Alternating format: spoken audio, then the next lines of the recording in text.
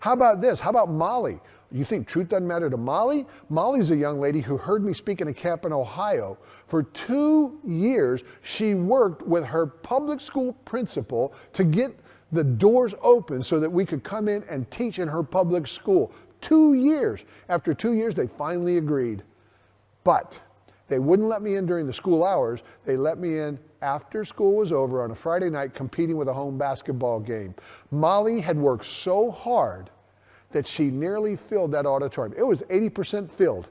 Right across the street was the basketball arena. She had that auditorium 80% filled. I walked into this is a true story. I walk in, I said, okay, Mollie, what did you want me to talk about this evening? And she looked at me like I'm stupid. She goes, I want you to preach the gospel.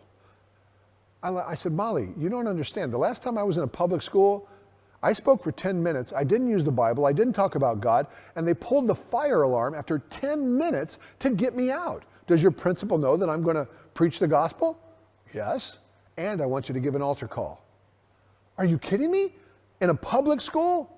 So I went to her pastor who was there, Pastor Scott Land. I said, Pastor Scott, Mollie wants me to do an altar call, and I am very happy to do it, but I'm going to be a butterfly. I'm here, then I'm gone.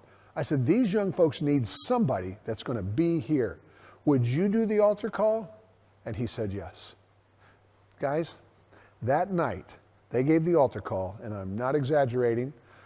There were so many people, so many young people, these high school kids, public high school, that came forward. They were on their face on the floor in front of the stage. They were extended down the hall of the public school on their knees in prayer because Mollie worked so hard to make it happen.